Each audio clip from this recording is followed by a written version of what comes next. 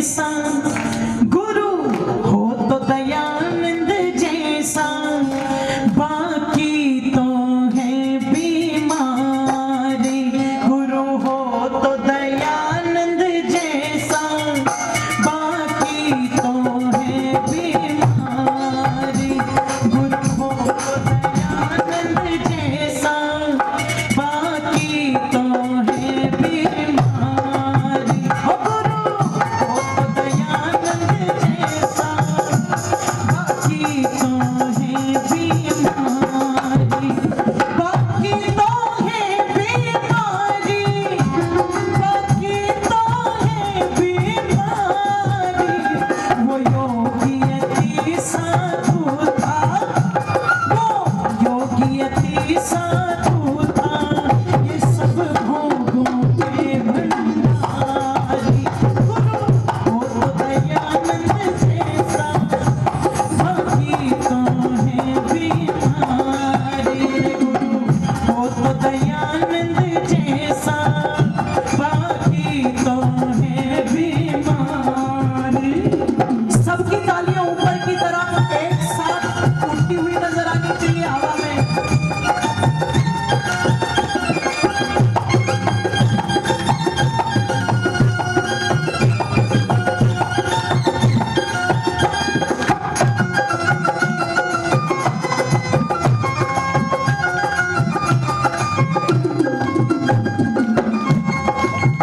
निवेदन आप लोगों के मध्य में कर दूं, देश को राह दिखाने वाला, कुरीतियों का नाश करने वाले, पाखंड का नाश करने वाले और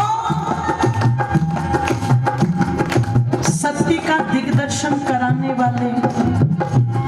अगर कोई भी श्रेणी में आता है तो वो पूज्य है, वंदनीय, अभिनंदनीय है। पर पता लगा आज तो वेद को छोड़ करके अपनी मनमानी बातों को सिद्धांत बता रहे हैं, परमात्मा को छोड़ करके अपनी पूजा करा रहे हैं।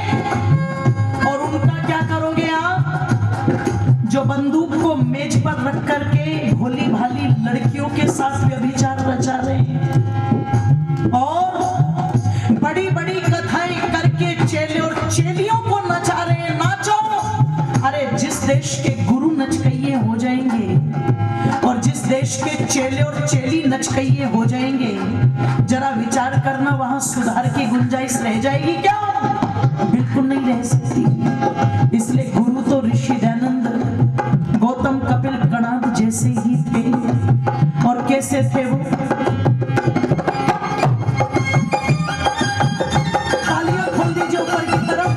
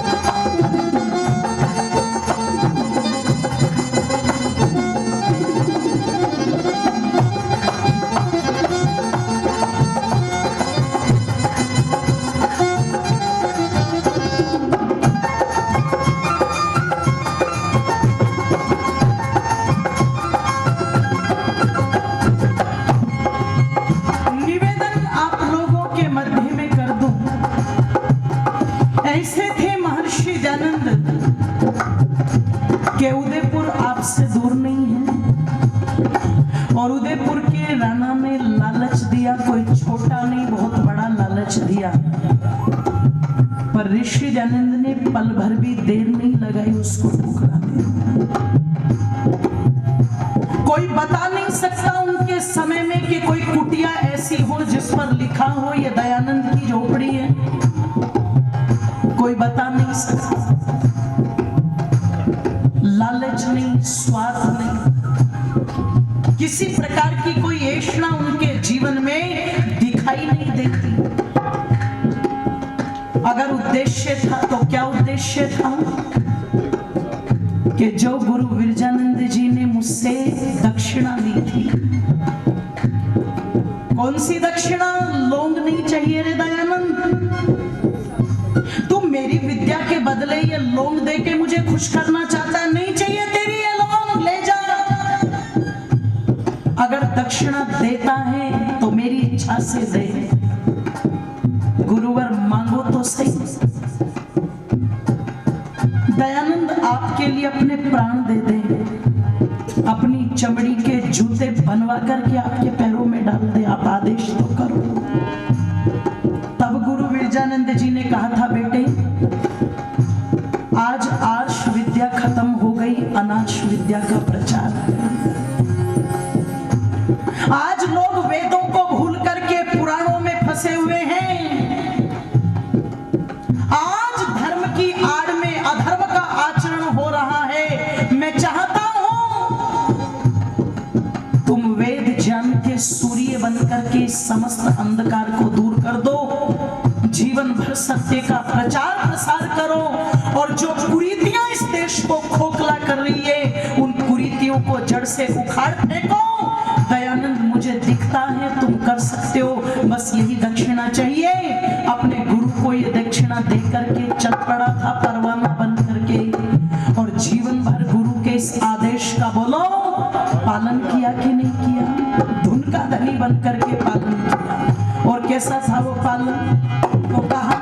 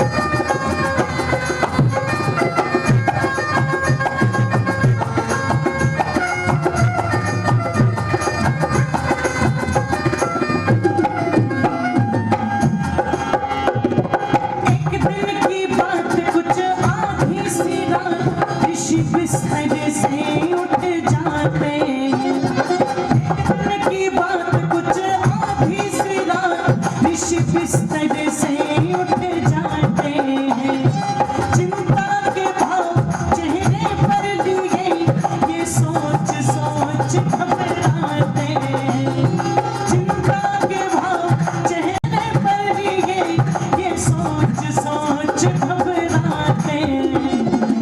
सोने की चिड़िया भारत, सोने की चिड़िया भारत, क्यों बन गया आज भिखारी। सोने की चिड़िया भारत, क्यों बन गया आज भिखारी। रे गुरु वो तो दयानंद जैसा, बाकी तो है बीमारी। गुरु हो तो दयानंद जैसा, बाकी तो है बीमारी।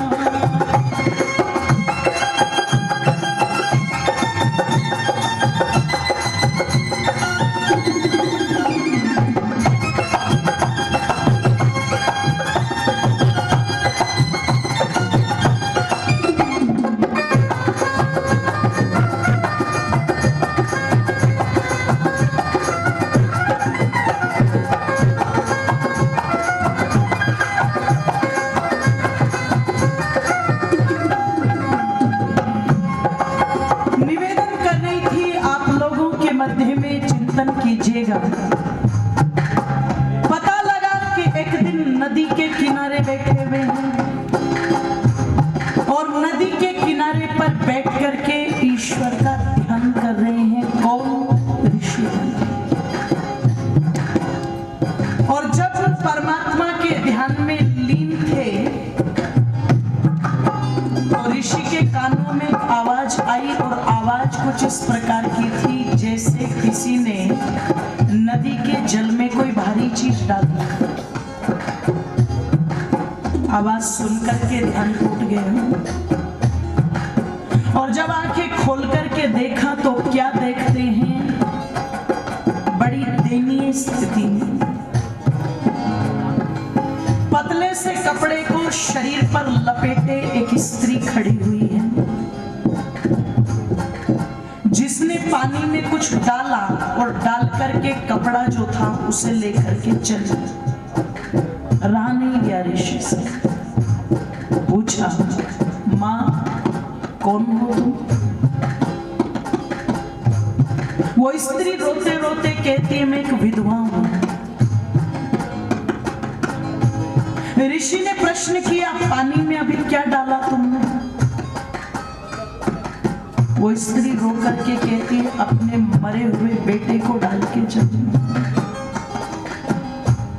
विधवा औरत और बच्चे को जल में बहा करके चले। आश्चर्य तो बहुत था ऋषि को,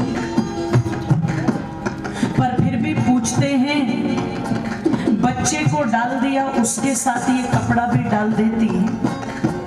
कैसी निष्ठुर माँ हो जो ये कपड़ा भी लेकर के चल दी अपने साथ।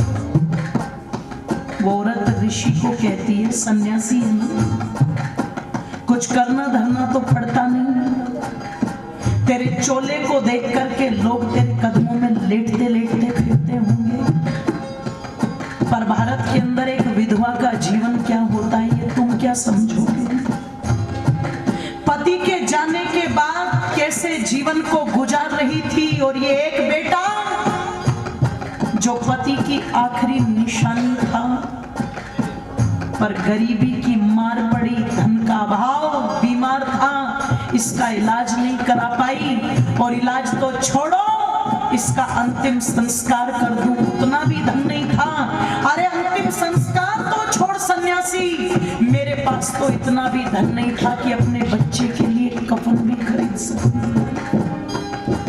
अपने इस लगते जिगर को मैं तो अंतिम समय में कफन भी नहीं दे पाई, इसलिए अपनी साड़ी का एक टुकड़ा फाड़ करके इसे लपेट के लाई थी। बच्चा तो चला गया, पर इज्जत तो ढकनी पड़ेगी। इस टुकड़े को वापस जोड़ करके अपना तन ढक लूंगी। उस दिन महर्षि दयानंद पूरी रात सो नहीं पाए। जैसे उनके शिष्य बलदेव ने उनके बिस्तर को लगाया था, प्रातः काल बिस्तर वैसा का वैसा ही मिला। और जब बलदेव ने आकर के पूछा, भगवान कोई कष्ट है क्या? आपको देख करके लगता आप सो नहीं पाए।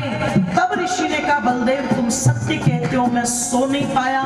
वो सारी घटना सुना करके ऋषि कहते, कहा तो ये भारत देश सोने की चिड़िया था, और कहाँ आज एक माँ को अपने बच्चे को देने के लिए कफन भी नहीं। इतनी गरीबी मेरे इस देश के अंदर। एक भूख सी दिल में उठती है, एक दर्द जिगर में होता है, और हम रात को उठकर रोते हैं जब सारा आलम सोता है। ये ऋषि के बारे में शब्द लिखे थे पथिक जी ने। सारी रात रोते रहे ऋषिवर। एक व्यक्ति ने मुझसे कहा कमजोर होंगे तुम्हारे दयानंद जी इसलिए रोए होंगे। मैंने कहा भैया कमजोर नहीं थे ऋषिवर, कितने मजबूत थे ऋषिवर। तो कहा अंतिम पंक्तियों में, तालियां खोल दीजिए ऊपर की तरफ एक साथ।